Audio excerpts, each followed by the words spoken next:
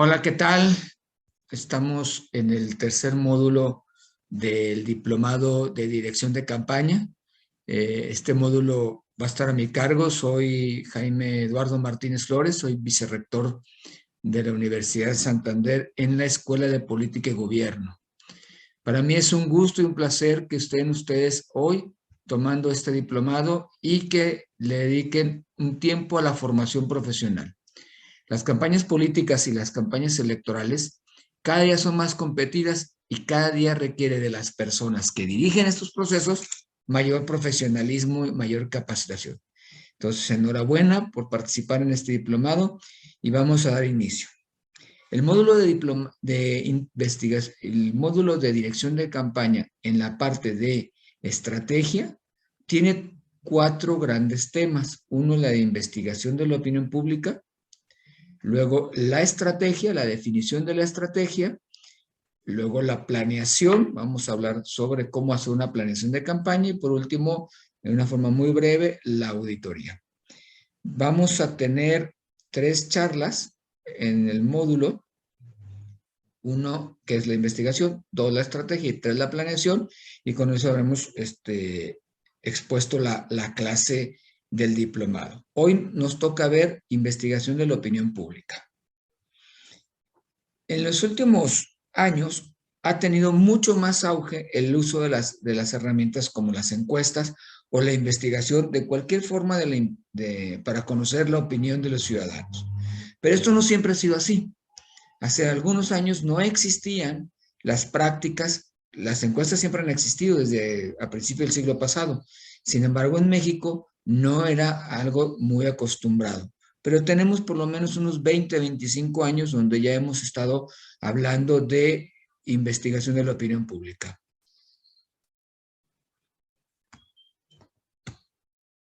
Entonces, ¿por qué en el pasado no era tan importante o no era tan decisivo estar haciendo encuestas? Porque durante buena parte del siglo pasado, pues prácticamente todo el siglo, porque los primeros 2 décadas México vivió un proceso de guerra civil, de revolución, de inestabilidad política, y cuando se estableció un sistema político, se convirtió en un modelo hegemónico que hasta prácticamente el año 88 no hubo mayores eventos de oposición. Sí hubo algunos triunfos, sí hubo algunos conflictos, pero esporádicos. De tal manera que el partido dominante en esos años, pues prácticamente bastaba con que llevara a su candidato a la nominación para que entonces se diera el resultado electoral. Eso fue cambiando poco a poco y la democracia se fue abriendo camino. Entonces, el modelo de partido único hegemónico fue desapareciendo del año 88 a nuestros días. En 1988 es una fecha importante porque es la primera vez que se establece por parte del mismo gobierno federal en turno en aquella época las primeras investigaciones de opinión pública para determinar qué es lo que pensaban los ciudadanos y poder orientar su campaña. También vemos que en ese momento hubo 2 candidatos a la presidencia de la República que cobraron notoriedad. De tal manera que el gobierno, el partido dominante, vio la necesidad de empezar a investigar y a conocer la opinión ciudadana para poder calibrar aún más sus acciones de políticas o su campaña política. Pero fue hasta el año 2000 donde prácticamente las estrategias de campaña se adecuaron a las encuestas.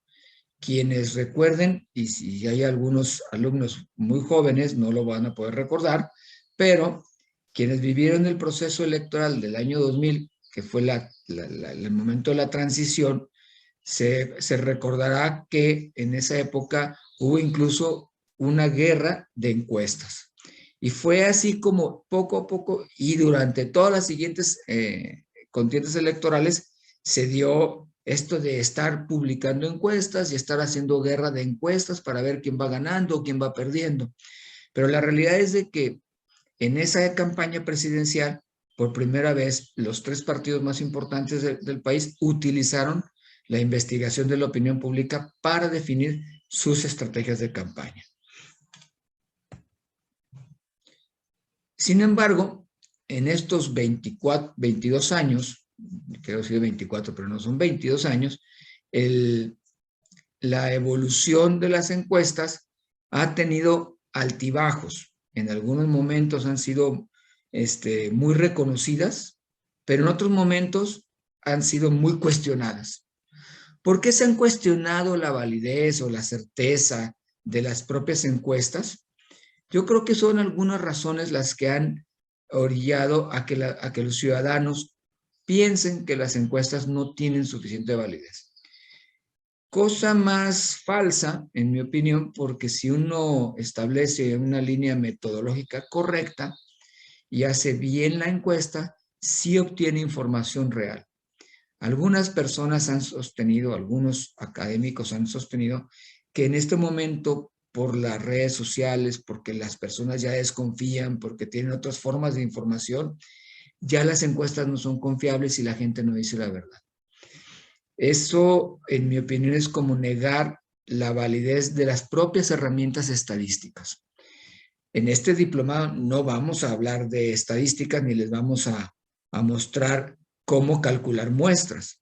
Supone que este diplomado va orientado a aquellos que dirigen las campañas y por lo tanto tienen que tener criterios directivos para tomar decisiones y no ser un técnico. Pero sí quisiera decirles que mientras uno utilice bien las herramientas estadísticas, la probabilidad de que el resultado de una encuesta sea muy apegada a la realidad política es muy alta.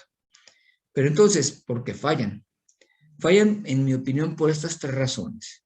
La primera es que los medios las utilizan con fines propios. O sea, los medios de comunicación, ya sea televisión, radio o prensa, están frecuentemente publicando estudios de opinión pública.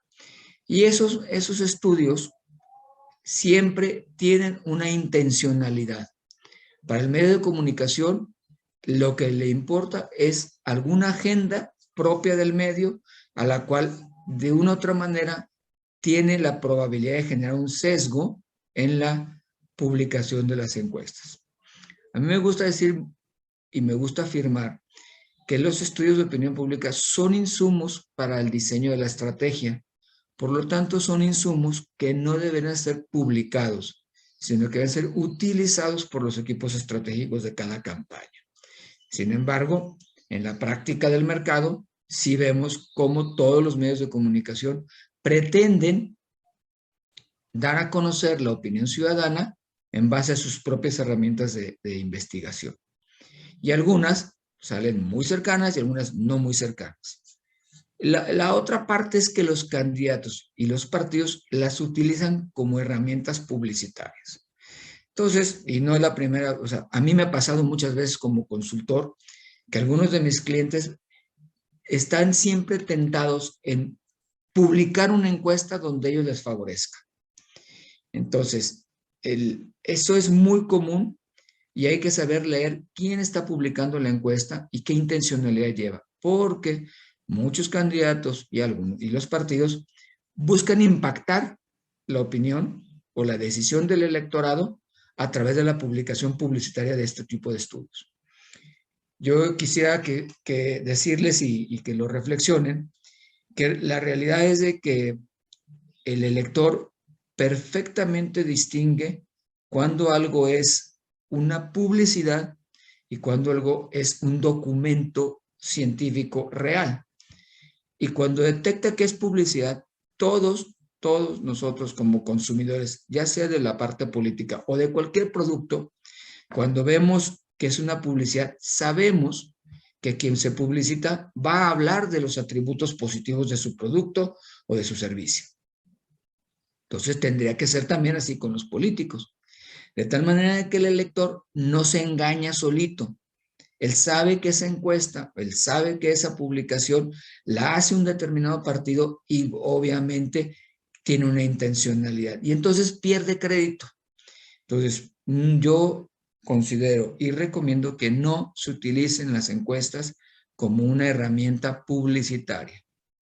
A pesar de que muchos candidatos o muchos partidos tengan esa tentación, ustedes como futuros coordinadores o directivos de una campaña, absténganse de la tentación de estar publicando encuestas para ver si modifica la tendencia electoral. Más adelante, en otra parte del diplomado, del módulo del diplomado, diré cómo sí se modifica la intención electoral, pero no es publicando una encuesta. Y la otra que también me parece que desafortunadamente ocurre y que cada día ocurre más es que las empresas encuestadoras, no todas evidentemente, se prestan a dicho juego y faltan a la ética. En la Asociación de Casas Encuestadoras se tiene un código de ética, el cual se publica en el cuaderno de trabajo que ustedes tienen. Y uno de los puntos en donde se dice es no publicar las encuestas. Sin embargo, todas las encuestadoras importantes han publicado en los medios de comunicación. ¿Qué es lo que pasa?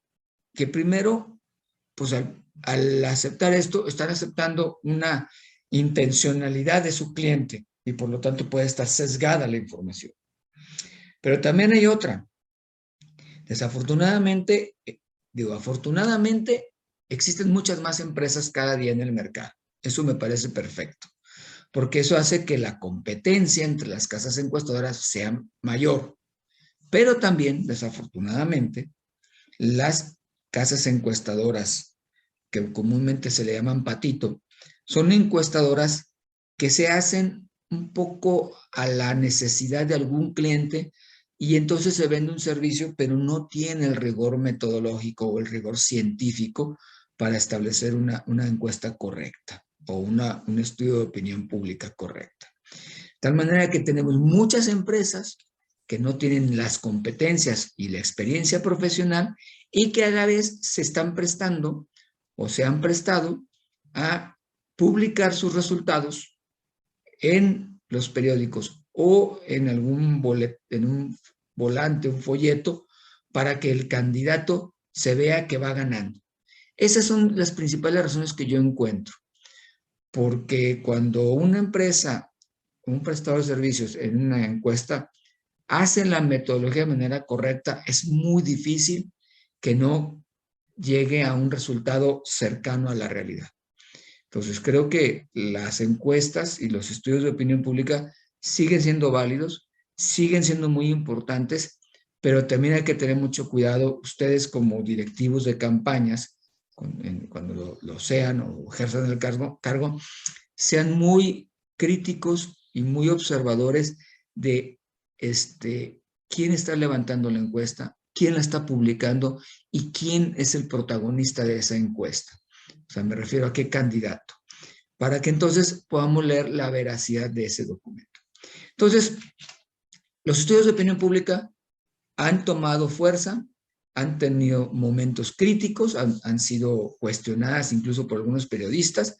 Sin embargo, en términos científicos, las herramientas de estadísticas siguen siendo válidas. Creo que esta es la base fundamental para iniciar un buen proceso de campaña y una definición correcta de la estrategia. Por lo tanto, el tema de la investigación de la opinión pública es muy relevante cuando uno diseña la estrategia de la campaña. Entonces, ¿qué puntos debemos de cuidar? Aquí en la lámina vemos, miren, lo que muchas veces le llaman la vitrina metodológica. Tenemos que tener rigor científico y saber hacer las cosas, o quien las calcule o quien las proponga, las haga bien, pero ustedes como directivos responsables de la campaña deben de saber qué cosas le deben de pedir a esa persona que estén ustedes contratando o que sea de casa, y generalmente debe ser contratado, pero que esté trabajando para la campaña. Entonces, lo primero es determinar cuál va a ser la muestra, qué tipo de metodologías estadísticas se levanta, se desarrolla para tener una muestra correcta. He visto muchos casos de encuestas que no tienen ni siquiera el mínimo de las entrevistas que requieren para tener un grado de error y confianza adecuado. ¿A qué me refiero? Me he encontrado algunos candidatos que me han contratado y me dicen, yo tengo una encuesta que me hicieron aquí en el municipio y cuando la vemos, hicieron 200 entrevistas a transeúntes y no tienen una regla de recorrido. Por lo tanto, dice, a ver, 200 casos no son suficientes. Hay una serie de principios en el cálculo de la muestra para determinar si el universo es infinito o es finito. Y luego, ¿qué tipo de muestra vas a elegir en función de lo que quieres investigar? Ya sea de aleatoria puro o poliatípica o algunas otras más que existan. Pero sí tiene que tener un método científico. Luego después, debemos de cuidar mucho la calidad del levantamiento. O sea, el levantamiento es quiénes van a ir a la calle a preguntar, a llenar el cuestionario. Y aquí hay muchos errores. O sea, puede ser que uno haga una buena muestra, haya desarrollado un buen cuestionario, tenga una buena metodología, pero si los encuestadores no cumplen con la norma que se les ha indicado, es altamente probable que esa encuesta no sirva. La mayoría de las casas encuestadoras que no utilizan medios de auditoría electrónica como es la ubicación de GPS o grabar el audio de la entrevista, son altamente probable que no tengan validez porque muchos encuestadores tienen la tendencia de falsear los datos. Esto lo comento porque en mi experiencia, en mi empresa, incluso que estamos grabando la entrevista en la tableta que nosotros tenemos y además posicionamos el punto de GPS o de georreferencia, hemos encontrado personas que nos engañan a levantar la encuesta. Evidentemente, como tenemos esta tecnología, podemos corregir, pero si no la tenemos, no nos vamos a dar cuenta. Entonces, es muy importante el entrenamiento y la supervisión de los encuestadores, pues la clave del levantamiento es muy importante. La tecnología, ya he hablado un poco de ella, o sea, ya no, en estos tiempos que tenemos, que estamos en una era digital, que tenemos redes sociales, que estamos acostumbrados todo el mundo a usar un teléfono inteligente, pues una compañía que haga encuestas y no tenga una aplicación, una plataforma para levantar la información de manera directa en una tableta, en un teléfono y que a la vez le genere los antecedentes de auditoría como son el audio o el vídeo o el punto de georreferencia, será una casa encuestadora que no está preparada para estos tiempos. Entonces es muy importante que cuando ustedes estén trabajando en su campaña y puedan verificar, pregunten a quien les vaya a levantar la encuesta con qué tecnología trabajan, ¿sí? Porque si no trabajan con eso y todavía capturan los resultados del papel a una hoja de Excel, estamos hablando de una casa encuestadora que no tiene expertise profesional. Asimismo, además de poder tener una plataforma, esa plataforma debe saberse comunicar con un software especializado en estadísticas. Hay varios.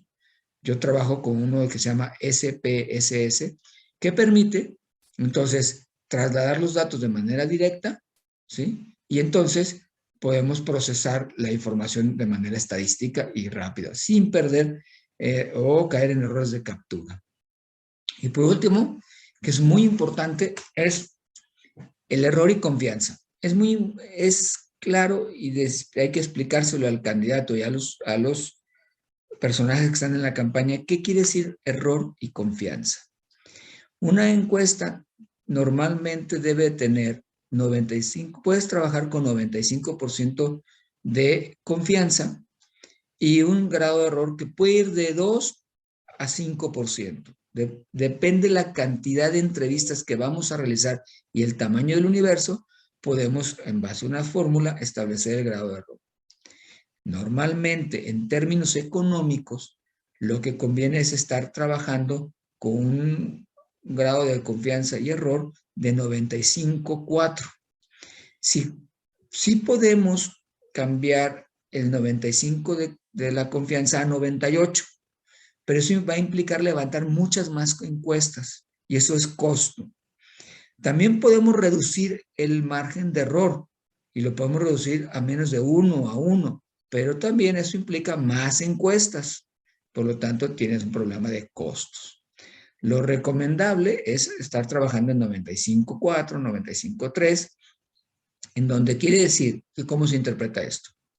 Quiere decir que si yo digo 95,4, es que las respuestas que se encuentren o que se procesen en este cuestionario o en esta encuesta van a ser compartidas por el 95% de la población universo que encuestamos. O sea, si estoy encuestando a un municipio y digo que la confianza es del 95, es que los valores que tengo en la encuesta son probablemente compartidos por el 95% de los electores o habitantes de ese municipio. El grado de error muestral nos dice la dispersión de esos valores. O sea, nos dice, pero puede ser 3% arriba o 3% abajo. O sea, hay una varianza entre el punto, vamos a suponer que un partido político tiene 20 puntos de preferencia electoral en una encuesta de 95,4. Entonces, quiere decir que ese partido puede tener hasta 24 puntos de preferencia. Entonces, el error es una franja que te permite ver cuál es el nivel probable donde están los datos de la realidad.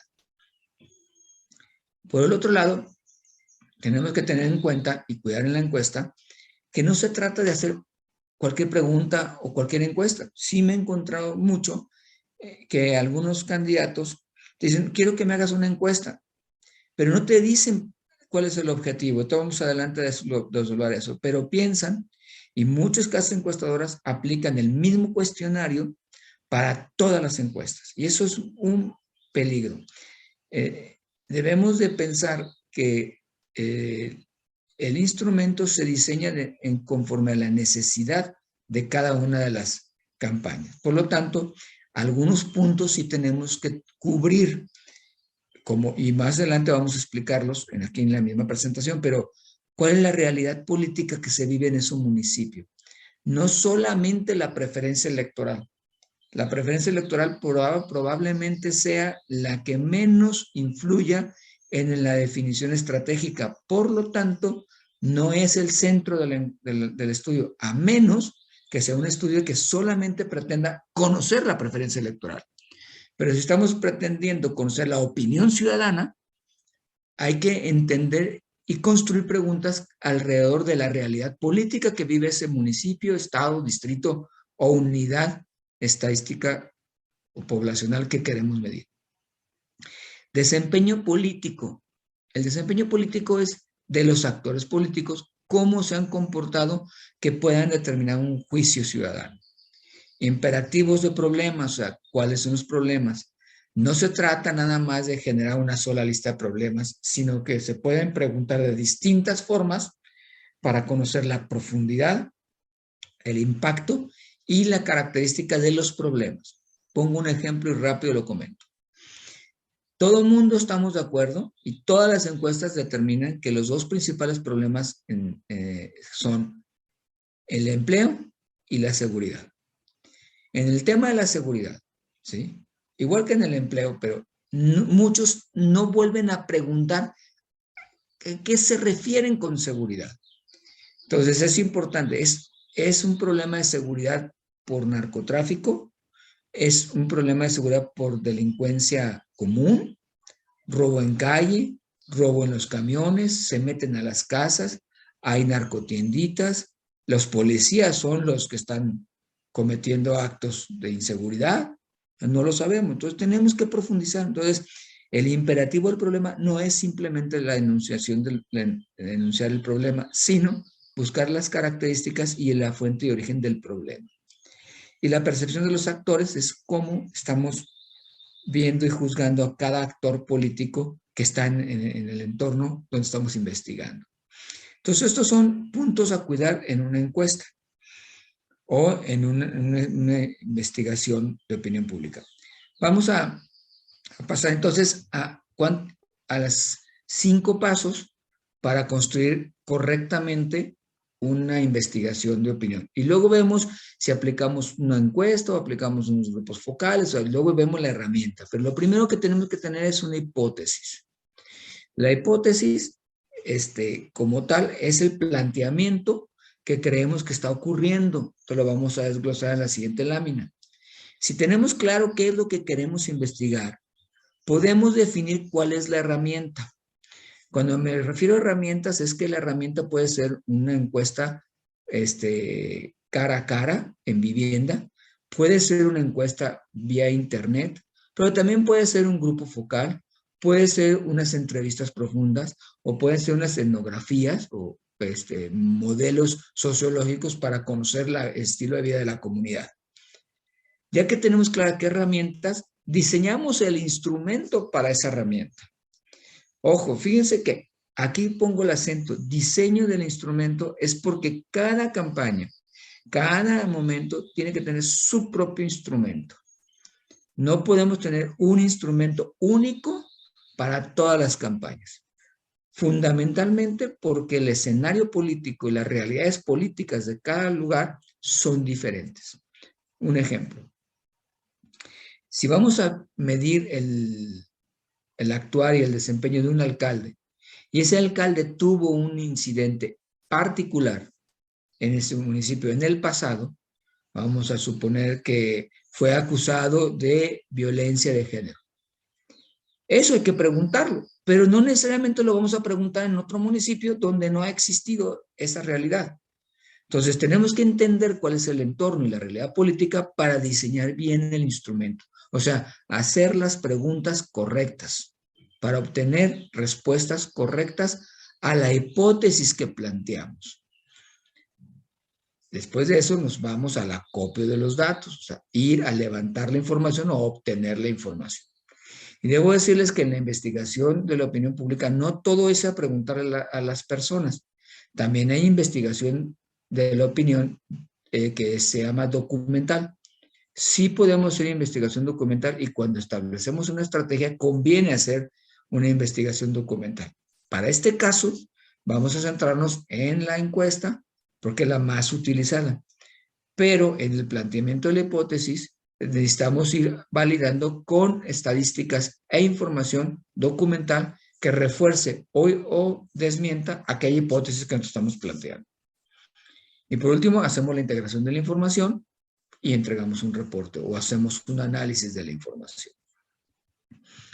Entonces, ¿cómo establecemos una hipótesis?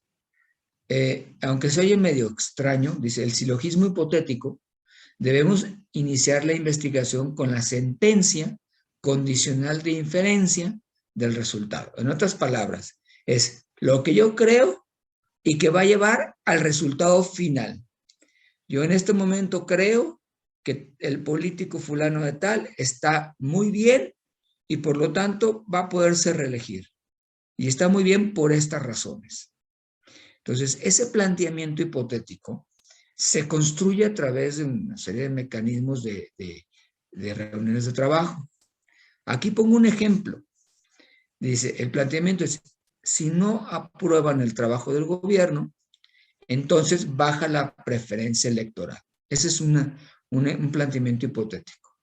Si baja la preferencia electoral, tenemos una oportunidad. Por lo tanto, si no aprueban el gobierno, entonces podemos tener oportunidad. Entonces, este planteamiento, ejemplo, está considerando que el candidato opositor piensa que si el gobierno no está bien calificado es la oportunidad para él ganar, porque él relaciona desempeño de gobierno con preferencia electoral. Lo que tenemos que evaluar en una encuesta es si esa hipótesis es correcta o no. En algunas poblaciones, el desempeño de gobierno sí se relaciona con la preferencia electoral, pero he visto muchas poblaciones que el desempeño de gobierno no se relaciona la preferencia electoral. Y entonces ocurre que dicen, ¿cómo es posible que se religió o ganó su propio partido si era pésimo gobernante? Porque las personas tienen distintas motivaciones. ¿Qué ocurrió? Que probablemente en ese momento esa persona planteó mal su hipótesis. Este simplemente es un ejemplo. Yo no lo estoy diciendo como un afirmativo, ¿eh? Lo que estoy mencionando es que nosotros tenemos que tener un análisis previo y plantear una hipótesis. En la medida que nosotros planteemos bien nuestra hipótesis, vamos a poder tener una encuesta mejor diseñada y por ende una estrategia mejor diseñada. Entonces, en mi opinión, tenemos que analizar cómo vamos a hacer el planteamiento. Entonces, ¿cómo se desarrolla un silogismo hipotético? Tenemos que tener sesiones de trabajo. No es una ocurrencia. No es porque en este momento el COVID está ocurriendo y las declaraciones de López-Gatell no son correctas o son correctas, por lo tanto la gente va a opinar de esta manera. Podemos ver en las encuestas que se tienen a nivel nacional sobre el índice de popularidad del presidente de la República. Y el índice de popularidad del presidente de la República está y se mantiene alto. Sin embargo, algunas gentes dicen, ¿por qué se mantiene alto si los resultados económicos y de crecimiento no son los correctos? Porque las personas están pensando en otra cosa. Algo les motiva y les interesa del desempeño o de la comunicación o del hacer político del presidente que los mantiene cautivados e interesados en él. Entonces, ojo con el planteamiento hipotético. O sea, eso pongo como ejemplos para que nos demos cuenta que al final el silogismo hipotético tiene que salir del análisis de la realidad política. Por lo tanto, se requieren sesiones de trabajo. Se necesita hacer análisis de los hechos y documentales o hechos y documentos que refuerzan eso, ¿sí? Que refuerzan nuestra idea de cómo está ocurriendo, cómo se está desarrollando el entorno político y cómo este entorno político está impactando en el sentimiento del elector. ¿Quiénes deben de participar? Deben de participar personas con experiencia política del lugar, porque no se trata de teorizar o generar nada más conceptos académicos. Se trata de que personas que han vivido el problema político, la realidad política, la situación política de su municipio, estado o estado, tenga la experiencia para decir, esta persona fue así, esto pasó en tal momento así, y nos ilustre cómo ha pasado la realidad política en los últimos años y que pueden estar influyendo en la opinión pública. Y por último, esto lo tiene que dirigir un profesional de la estrategia.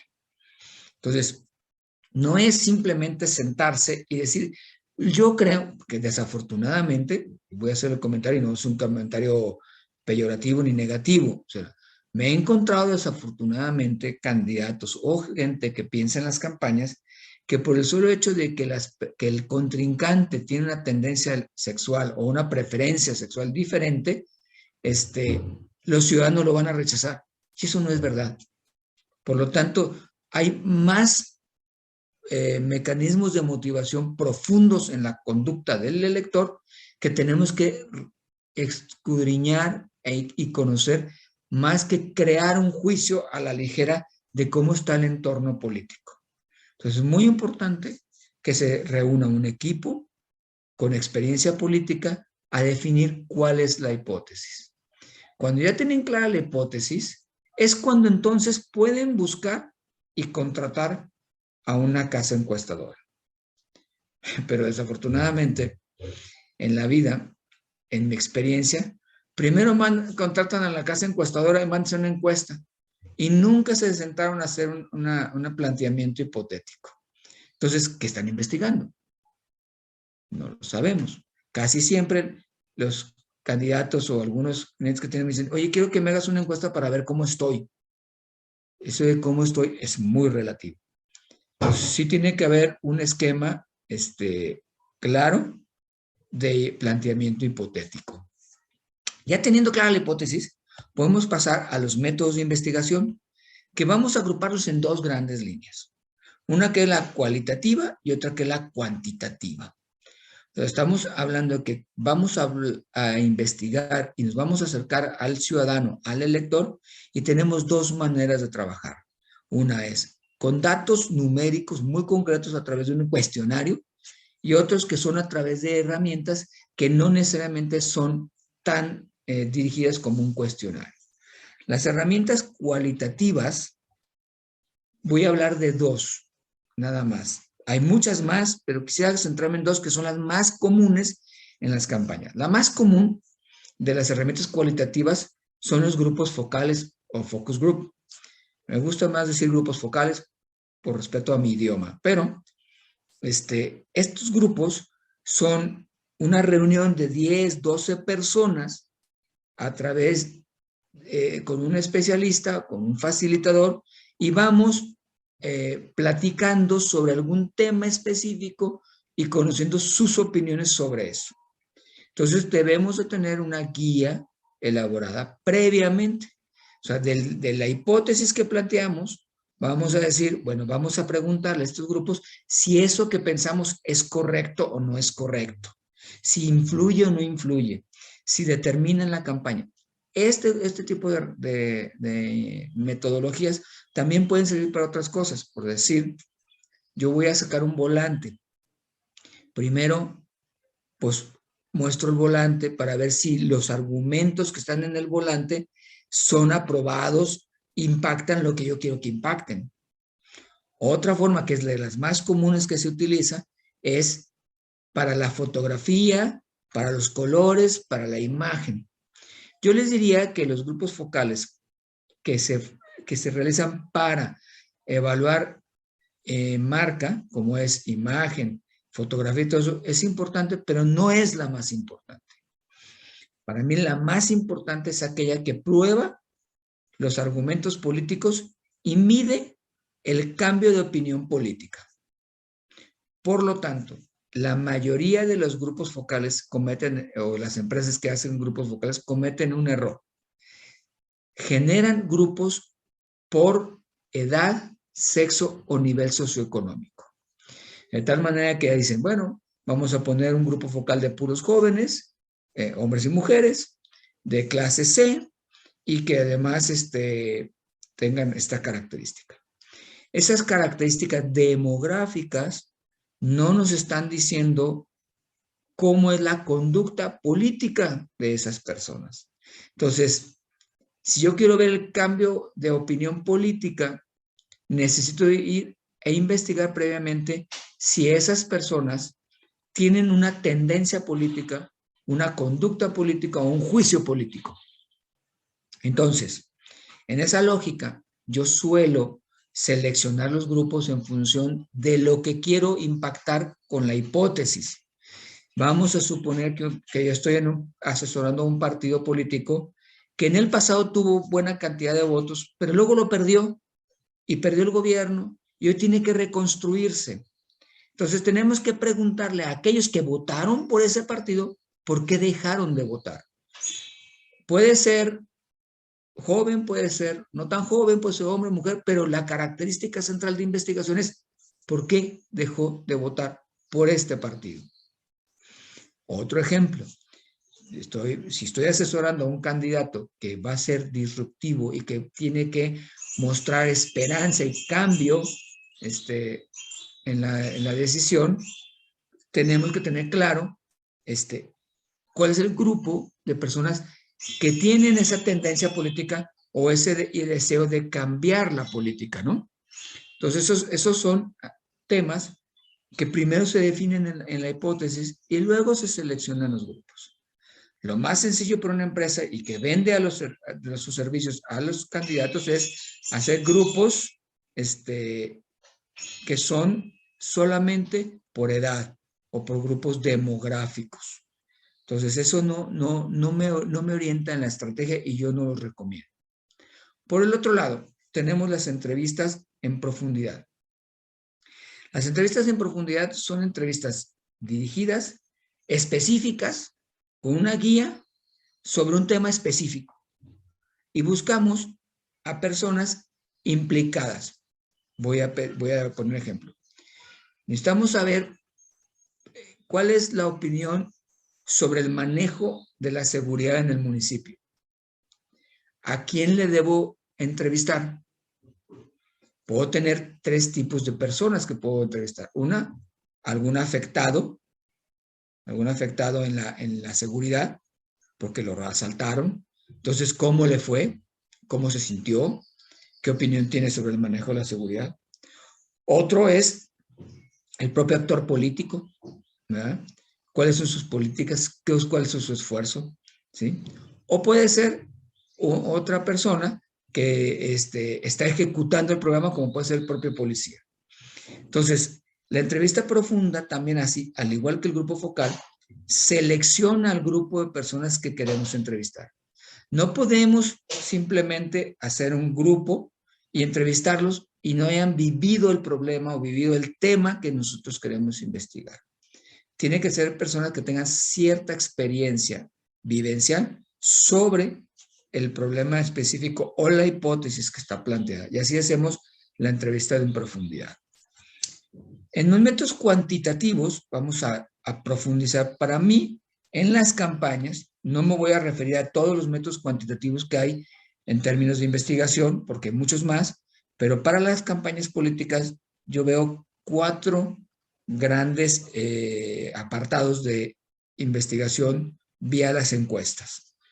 Una que la vemos aquí en el cuadro verde, que se llama benchmark, en el cuadro azul que se llama Bushfire, luego en el cuadro rojo el tracking poll y por último en el amarillo el exit poll. Cada uno tiene un propósito diferente y cada uno se tiene que aplicar en algún momento de la campaña, dependiendo de los días de campaña. ¿Cuántos días tenemos de campaña? Sin duda, el primer instrumento de medición que tenemos que hacer es el benchmark. El benchmark es una encuesta amplia, grande, profunda, que ayuda a tener información para definir la estrategia, ¿sí? Por eso ahí dice estrategia profunda, tiene temas y algo que dice ahí resortes. Más adelante te voy a explicar qué son los resortes, pero los resortes son fundamentales en la construcción de un cuestionario de benchmark. Luego, si nuestra campaña va a ser, vamos a pensar que vamos a elegir una campaña política, pero el proceso electoral va a ser dentro de un año, pero ya desde ahorita voy a empezar, sí tengo que establecer una serie de encuestas que se llaman Bushfire, que son encuestas de seguimiento. Es parecida al benchmark, pero ya quitamos la parte de los resortes, quitamos los temas y empezamos a medir el avance de la ejecución de la estrategia, ¿sí? Pero si hacemos una encuesta de benchmark y a una semana después o 15 días después entramos al periodo constitucional de la campaña, no hacemos Bushfire y nos vamos directamente al tracking poll. El tracking poll es muy parecido al Bush, pero tiene una metodología de levantamiento diario y los dos hacen ajustes y seguimiento del desempeño de la estrategia. Y por último, el exit poll, que es una encuesta que incluso ya está muy conocida en el medio, porque muchos también se llama encuesta de salida, y perdón que esté usando aquí los términos, los anglicismos, pero algunas no tienen así como una traducción muy específica, pero en este caso sería una encuesta de salida. Una encuesta de salida que es la que se hace normalmente a boca de urna, en donde se le pregunta a las personas cuál fue su tendencia electoral. Nos sirve para identificar la tendencia y poder tener una postura política y una declaración correcta en el momento que se acabe la jornada electoral. Me voy a concentrar en explicar y desdoblar un poco más a detalle el benchmark y el tracking poll. Porque el Bush sigue siendo un seguimiento y el exit poll es muy sencillo. Entonces, me voy a ir profundizando en el tema del benchmark. Antes de eso, tenemos que tener muy claro cuál es el universo implicado en la investigación. Muchas casas encuestadoras toman como universo los habitantes. pero los habitantes no son electores. Entonces le preguntan a alguien que está en este municipio y es un habitante del municipio, pero no es un elector del municipio. ¿Cuál es la diferencia? Eso pasa mucho en las zonas metropolitanas del país. Alguien vive en un municipio, pero tiene credencial para votar del municipio conurbado. Entonces esa persona es un habitante, pero no es un elector. Entonces el primer elemento que tenemos que discriminar es no le preguntemos a los habitantes. ¿Por qué? Porque el habitante no determina la tendencia electoral, porque no va a votar ahí. Podemos, si estuviéramos haciendo una investigación que no tiene que pasar por la tendencia electoral, simplemente por decir, por los hábitos de consumo o de creencia o de valores, pudiera ser. Pero cuando estamos hablando de un benchmark o un tracking poll electoral, no podemos preguntarle a los habitantes. Entonces tenemos que establecer un filtro en el cuestionario. Ahora, es diferente elector a votante activo, es el segundo filtro. Yo puedo tener credencial para votar de mi municipio y vivo en mi municipio, pero yo soy un abstencionista renegado que no creo en el sistema de la democracia y no busca voto. O, por alguna razón, me mantengo al margen. Esa persona tampoco se le debe de preguntar el cuestionario. ¿Por qué? Porque él puede tener también una opinión que puede sesgar o variar el resultado final. Entonces, el universo objetivo para investigar de manera correcta una encuesta electoral es solamente los votantes activos. Esto se sabe a través de la aplicación de 2 filtros en el cuestionario. Uno llega y le pregunta, ¿usted tiene credencial para votar de este municipio? Si dice que no, es un habitante y no se le realiza la encuesta. Si dice que sí, le hacemos la segunda pregunta. Dígame, ¿qué tan seguro está usted de ir a votar las próximas elecciones? Con unas opciones de respuesta, muy seguro, algo seguro, poco seguro, nada seguro. Si dice poco seguro o nada seguro, ya no continúan con el cuestionario. Por lo tanto, solamente nos quedamos con las personas que son respondientes efectivos y reales, que son votantes activos. Entonces, estamos investigando sobre el universo que nos interesa. ¿Okay? Parece algo muy simple, pero la mayoría de las casas encuestadas cometen un error al preguntarle o ya sea a población general o simplemente a los electores sin ningún filtro. Las técnicas de levantamiento. Hay 3 elementos fundamentales. La tecnología es con qué estás levantando. Ya hace rato mencioné el teléfono inteligente, la tableta, son dispositivos que nos ayudan a tener más certeza y control del levantamiento. Esta tecnología debe de permitir que uno ubique claramente dónde se levantó el cuestionario. Yo te digo por qué es importante saber dónde se levantó, por el tema de regla de recorrido. Pero no nomás dónde se levantó, sino que debemos tener la capacidad de escuchar cómo la persona levanta la encuesta, cómo hace la pregunta al elector. Entonces, si no tenemos una tecnología que nos permita esto, estamos en alto riesgo de no entregar resultados correctos o no recibir resultados correctos. El segundo, que es el factor humano. Cuando ustedes contratan una casa encuestadora, investiguen cuál es el proceso de selección, capacitación y auditoría del factor humano. Porque todo puede estar bien hecho, pero si las personas que van a levantar no están capacitadas y no realizan la pregunta como debe ser y no hacen las cosas y no cumplen con el estándar y empiezan a engañar, la información no va a ser válida. Se los digo por experiencia, alguna vez ya me ha pasado que he contratado a personas que luego después descubro que me han engañado y me han puesto en un problema con el cliente. Por lo tanto, es muy importante que se valore el factor humano, la parte de los recursos humanos. Y si es una compañía grande, podemos ir hasta el fondo y decir, a ver, quiero que me digas cómo es tu política de recursos humanos como empresa. Porque ustedes están contratando y tienen el derecho de preguntar y de exigir. Por último, en el levantamiento es muy importante la regla de recorrido. O sea, ¿qué se refiere a la regla de recorrido? En la medida que esté más dispersa la población o que se tomen datos de una población con criterios de dispersión, es más confiable.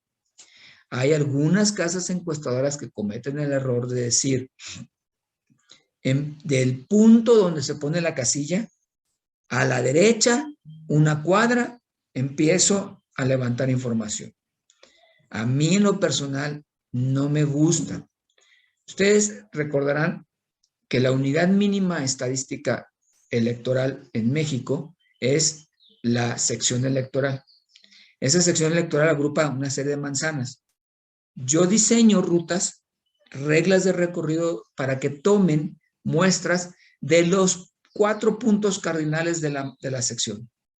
Y no hago concéntricos, sino que hago dispersión, para que entonces no me contaminen las personas que están. Es probable, no lo puedo asegurar, pero es probable que los vecinos que viven cerca de la casilla están más politizados que los que viven lejos de la casilla. Por lo tanto, yo prefiero utilizar dispersión con recorrido en la calle, no concéntrica.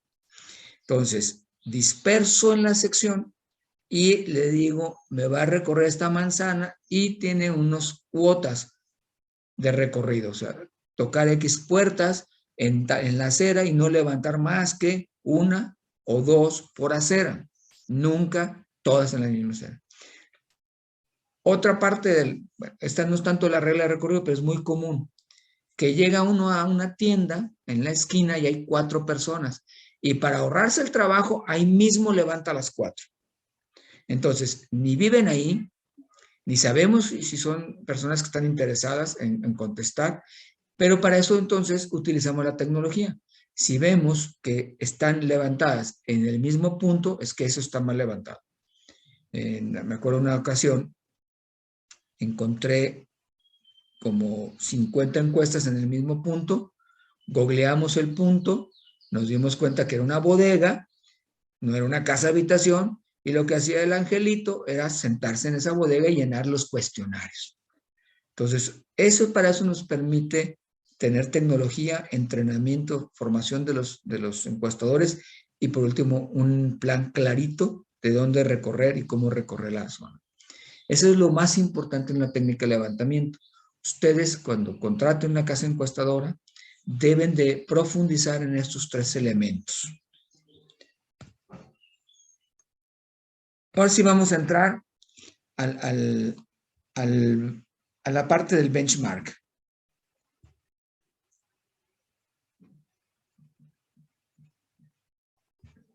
Lo primero, decíamos, el benchmark es un instrumento que nos va a ayudar a construir la estrategia.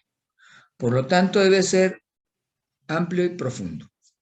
Tenemos distintos capítulos que debe tener un cuestionario de benchmark. Yo hace rato les dije, cada cuestionario se debe construir en función de la realidad política, pero debemos de tener un orden y debemos tener por lo menos unos puntos básicos que cubrir.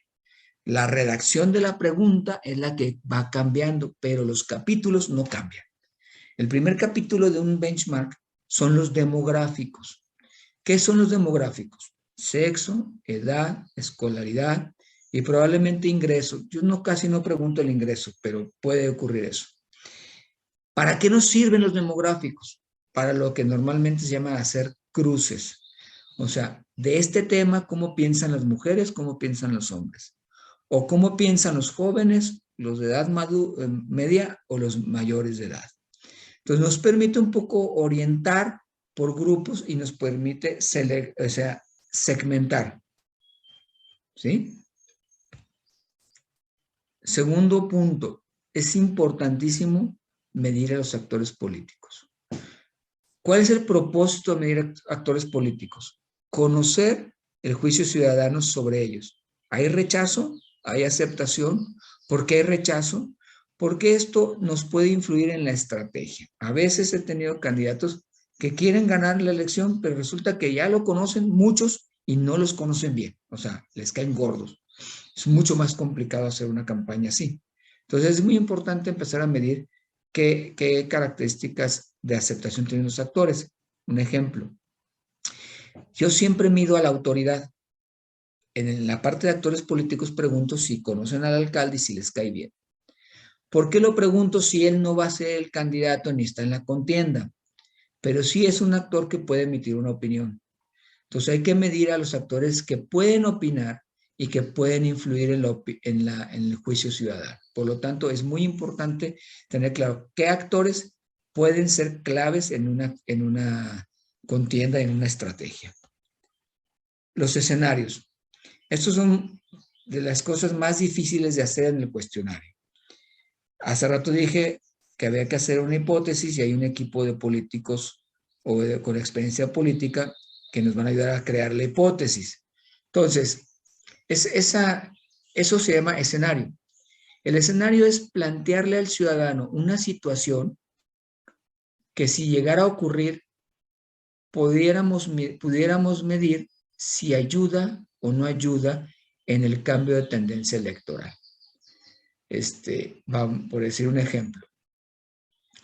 Por ahí, bueno, tenemos un ejemplo muy claro, no en las encuestas, pero fíjense cómo el tema del candidato para el gobierno de Guerrero, Félix Salgado Macedonio, fue acusado de violencia de género y de violación, y llegó al punto que se tuvo que quitar de candidato. Desconozco, pero seguro que su partido elaboró algunas encuestas y midió la opinión de los ciudadanos y vieron si ese tema ayudaba o no ayudaba al candidato, le afectaba o no le afectaba. Entonces siempre tenemos que seleccionar 2 o 3 temas claves para el desarrollo de la campaña para medir cómo esos pueden detonar a favor o en contra el voto de nuestro candidato o cliente.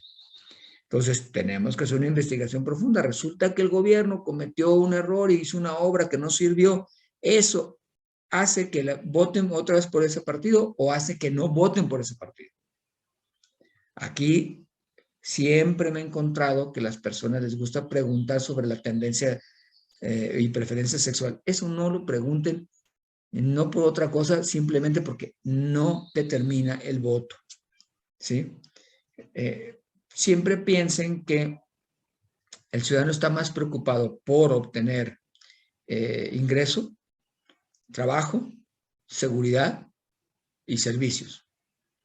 Y sobre eso, muchos de los escenarios hay que medirlos para ver si funcionan o no funcionan, si ayudan o no ayudan. Entonces, construir un escenario es un poco la clave de un buen benchmark. Por eso, al último puse, se requiere de un estratega para que él pueda pensar y decir, creo que por aquí es la pregunta. Evaluaciones y juicios. Cuando hablo de las evaluaciones, puede ser una evaluación de gobierno, ¿sí? A diferencia del escenario, el escenario habla de un hecho, la evaluación es un juicio sobre algo, pero también puede haber juicios de otro tipo, como son juicios que tienen que ver con la conducta de las personas. Hay algunas sociedades un poco más tolerantes y otras más intolerantes a determinados tipos de conductas sociales. Entonces, aquí es donde se establecen ese tipo de preguntas. Algunos me dicen, oye, es que yo quisiera que me preguntaras cómo debe ser el gobernante, qué perfil debe tener. Esto es un poquito, lo podemos inferir con juicios y evaluaciones. No necesariamente pregúntale, ¿usted qué es lo que más valora del candidato? Porque seguramente le van a decir trabajador y honesto. Eso siempre van a decir. Pero hay que empezar a hacer juicios, preguntas de juicios, para ver qué tanto el elector está realmente en conciencia del tema de la corrupción o realmente no le importa y hay una doble moral ahí en esa comunidad, ¿no? Problemáticas. ¿Qué problemas? A diferencia de los escenarios, aquí son los problemas percibidos por el elector en su comunidad. Generalmente aquí la pregunta es, ¿cuál es el principal problema que usted ve en su colonia? Es muy importante en esta parte distinguir una cosa es un problema en el país, otra en el estado, otra en el municipio y otra en tu colonia. Personalmente me gusta el de tu colonia porque me permite segmentar la opinión. A nivel nacional, todo mundo va a decir seguridad de empleo, pero cuando le preguntamos cuál problema debemos de resolver primero en tu colonia, puede surgir agua, pavimento, alumbrado, basura, giros rojos, puede haber otras respuestas. Y entonces ya no es tanto lo que habíamos pensado. Entonces es muy importante hacer una combinación de problemas más de tipo amplio y otras muy particulares en la colonia donde se está levantando o se está investigando. Valores y creencias que son parecidas a los juicios, pero son aquellos puntos donde el elector lo considera importante, ¿sí? Porque esto nos ayuda mucho para establecer la línea de comunicación, porque no podemos ir construyendo una línea de comunicación que pueda poner en entredicho o a transgredir los valores y las creencias que tienen las personas. Entonces, hay que ser muy cuidadosos para la construcción de la narrativa, qué valores y qué creencias son las que hay que respetar y en qué tono las tenemos que manejar. Por eso es importante preguntar valores y creencias. No son necesariamente valores religiosos, pero a veces pueden ser preguntados. ¿Sí? Si estamos en una comunidad donde la mitad de la población profesa una fe y la otra mitad otra fe, vale la pena preguntar esquemas de esos. Probablemente eso no sea mucho en la realidad mexicana, pero sí podemos encontrarnos posiblemente alguna colonia o algún municipio con esas características. Entonces, es muy importante que los valores éticos, morales, civiles, religiosos, todos, veamos por dónde están para ver cómo jugamos en nuestro nivel de comunicación y construcción de la historia. Voy a poner ejemplos para que vaya quedando más claro. Cuando hacemos la pregunta de personalidades, ya no hice la pregunta de demográficos porque es obvio, ¿no? Fíjense, dice, de los siguientes actores políticos, dígame si le cae bien o le cae mal. Si no lo conoce, hágamelo saber. O repreguntar qué tan bien y qué tan mal. Y luego le dice el nombre del político. Para efectos tomé el del presidente de la República. Andrés Manuel López Obrador. Y la gente va a decir muy bien, bien, mal o muy mal. Si no opina así, es que no lo conoce. Otras casas encuestadoras primero preguntan, ¿conoce a López Obrador? Sí. ¿Qué opinión tiene de López Obrador? Y hay algunas que todavía ni siquiera se dicen, dígame el nombre de un político que usted se le viene a la mente. Eso le llaman top of mind, o sea, el primer pensamiento. La verdad es que yo no utilizo esas preguntas. Yo lo que utilizo es directo y les pregunto, ¿te cae bien o te cae mal fulanito de tal? Si yo no tengo un juicio específico sobre esa persona, voy a decir, pues no lo sé. Por lo tanto, ¿qué quiere decir? Que no lo conozco, aunque sepa que exista. ¿Sí? O sea, sí sé que existe el alcalde y creo que se llama Juan, pero no puedo emitir una opinión porque no lo conozco. Pero cuando digo bien o mal, es que yo ya me formulé un concepto en mi mente sobre esa persona. Y eso es bueno o eso es malo.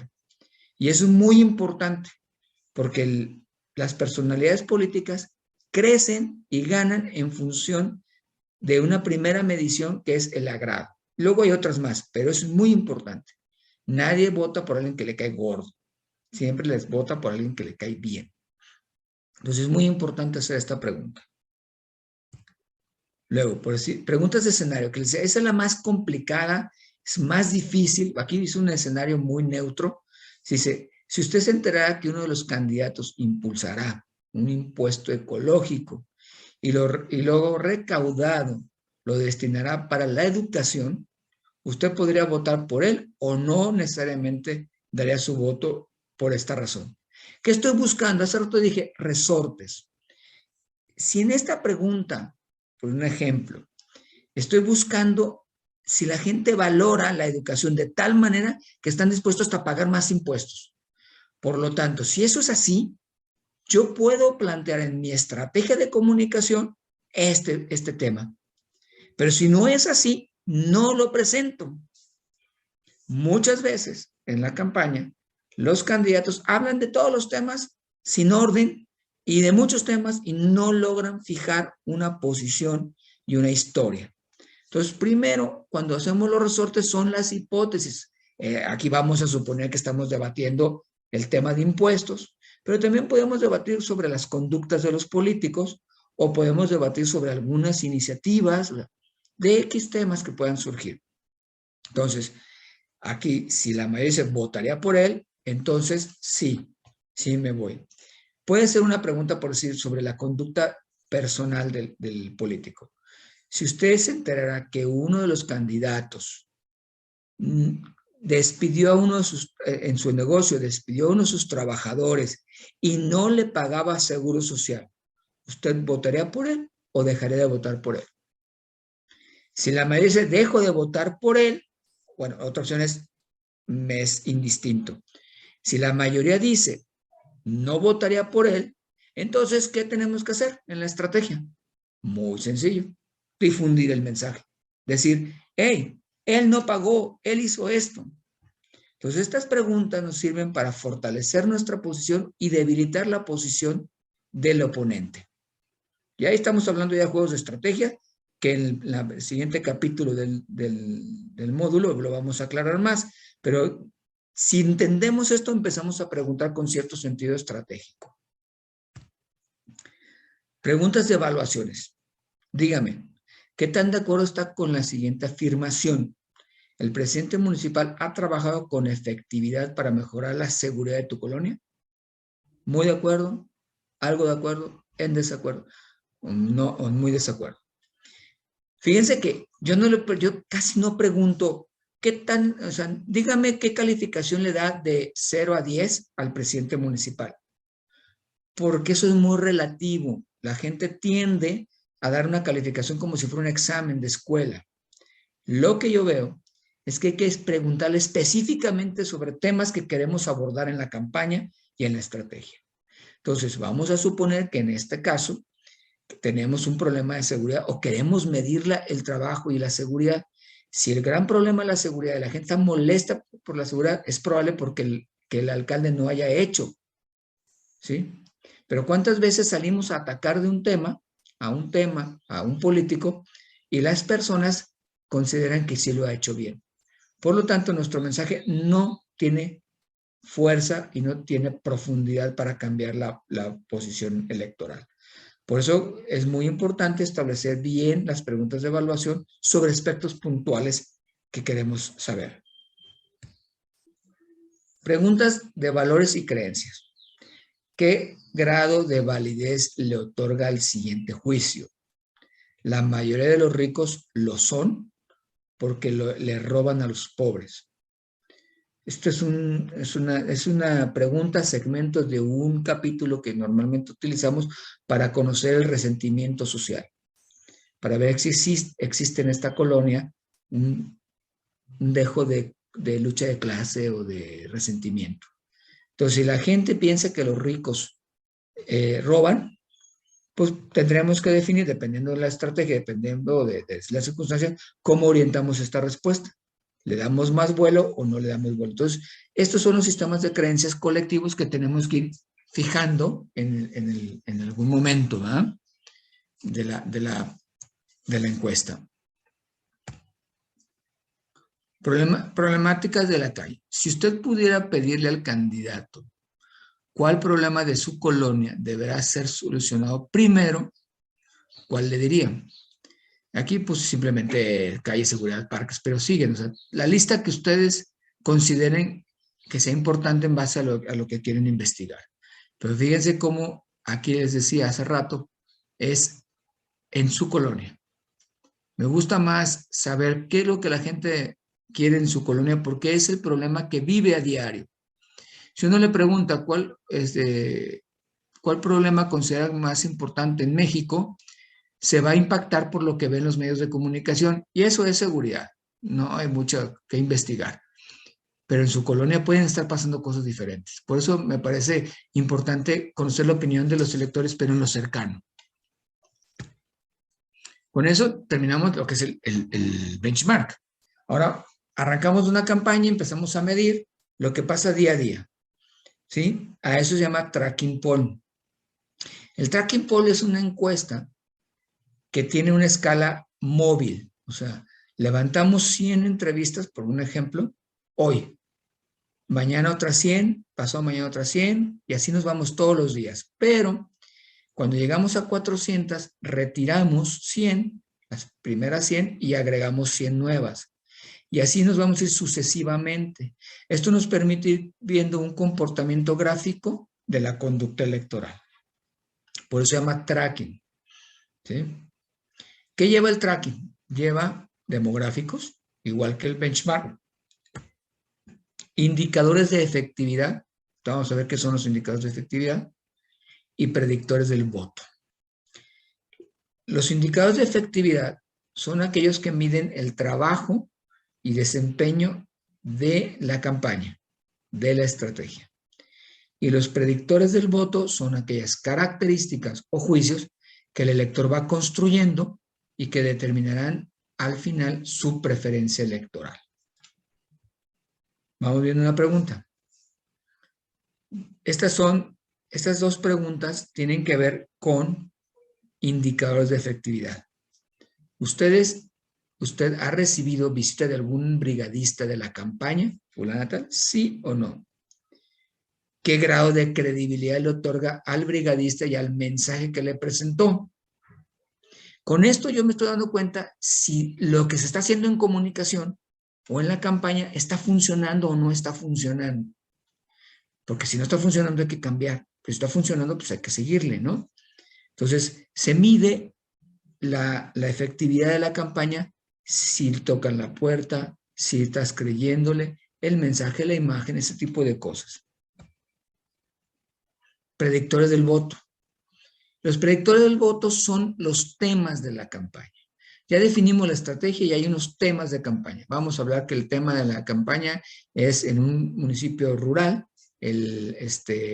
la construcción de la presa que va a ayudar al riego de X cantidad de hectáreas, un ejemplo. Por lo tanto, ese es un tema. ¿Quién es capaz de construir la presa? Y así sucesivamente puede haber otros temas, ¿no? Por eso dice, entre el candidato A y el candidato B, ¿sí? ¿Cuál cree usted que es más capaz para solucionar el problema de la inseguridad? En este caso, podemos suponer que la agenda es la inseguridad. ¿Sería más capaz de conseguir los fondos para construir la presa? ¿Sería más capaz para mejorar la educación de los niños? Depende del tema que estemos hablando. Pero comparamos a nuestro candidato con los demás candidatos. Sobre todo con el rival más fuerte. Esto nos permite saber que si nosotros estamos proyectando nuestro mensaje y somos más creíbles y la gente piensa que somos más capaces de resolver el problema, sin duda terminarán votando por nosotros. Por eso se llaman predictores del voto. Evidentemente que en el tracking se pregunta por quién va a votar. Si no, pues no tendría sentido. O sea, y nos damos cuenta cómo está desarrollándose el trabajo, cómo se está desarrollando el mensaje y por consecuencia para dónde van a votar. ¿Cuáles son, y con esto terminamos ya la charla de hoy, cuáles son los principales vicios en las encuestas? Uno, ya lo comenté al principio, es el uso publicitario. Cuando hacemos usos publicitarios, en automático le estamos quitando seriedad y validez a los resultados. ¿Por qué? Porque los ciudadanos saben y se dan cuenta que lo que uno está haciendo es promover una determinada idea. Hace unos días escuchaba a algunos expertos decían que la diferencia en el marketing de ahora y el de antes es que antes se hablaba del producto, la calidad del producto y la conveniencia de comprarlo. Y lo que ahora se habla es de la historia, de los valores y por consecuencia de que me mires a mí y decidas lo que quieras. Entonces, cuando tú le das el mensaje directamente al elector como publicidad diciendo yo soy el mejor, soy el candidato que te voy a resolver, estamos perdiendo potencia de comunicacional. El centro de la comunicación, de la estrategia es el elector, no el candidato. Por lo tanto, ya no se puede usar mensajes ni estrategias donde centramos al candidato como el hombre, él sí puede, con él nos va a ir mejor. No, hay que centrar en la historia. Hoy tenemos que cambiar. Debemos hacer cosas para que nos vaya mejor. Yo te propongo esto, que es muy diferente. Y eso da potencia, eso es un verdadero storytelling. Síndrome de la negación. Yo se le llamo porque cuando uno presenta las encuestas y lo que espera el candidato es diferente a lo que ve, tiende a negar y a subestimar la metodología. Y pasa para los dos lados. Si él piensa que estaba más abajo y sale muy arriba, tiende a no creerlo. Si él piensa que iba a salir muy arriba y sale abajo, piensa en no creerlo, tiende a no creerlo.